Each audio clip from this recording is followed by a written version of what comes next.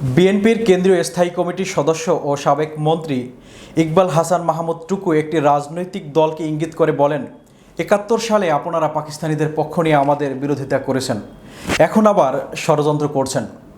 আগে জাতীয় নির্বাচন দেন, সংস্কার ও স্থানীয় নির্বাচন দিয়ে কালক্ষেপণ না করার আহ্বান জানান।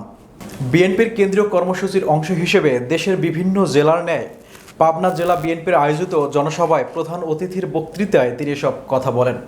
পাবনা জেলা প্রতিনিধি মোহাম্মদ হাসান মিয়া জানান, মঙ্গলবার বিকেলে পাবনা সরকারি এডওয়ার্ড কলেজ মাঠে বিএনপি চেয়ারপারসন বেগম খালেদা জিয়ার উপদেষ্টা ও পাবনা জেলা বিএনপির আহ্বায়ক হাবিবুর রহমান হাবিবের সভাপতিত্বে ও সদস্য সচিব অ্যাডভোকেট মাসুদ খন্দকারের সঞ্চালনায় বিশেষ অতিথি হিসেবে বক্তব্য রাখেন বিএনপি চেয়ারপারসন বেগম খালেদা জিয়ার বিশেষ সহকারী অ্যাডভোকেট শামসুর রহমান শিমুল বিশ্বাস, বিএনপির রাজশাহী বিভাগীয় সাংগঠনিক সম্পাদক শাহিন শওকত, ওবায়দুর রহমান চন্দন প্রমুখ।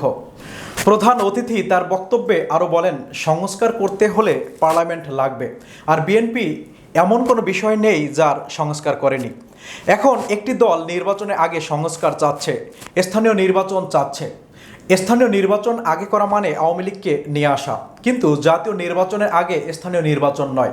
ফ্যাসিস্ট খুনি শেখ হাসিনা সম্পর্কে তিনি বলেন, তিনি দেশে ফিরবেন, আসবেন ঠিকই, খুন আর দুর্নীতির দায়ে জেল খাটার জন্য।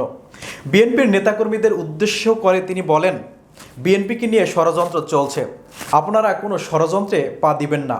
আগামী ভোটের জন্য প্রস্তুত হন, জনগণের মন জয় করেন, তাহলে বিজয়ী হতে পারবেন। আমাদের নেতা তারেক রহমানের নেতৃত্বে আগামীতে এক নতুন বাংলাদেশ আসছে।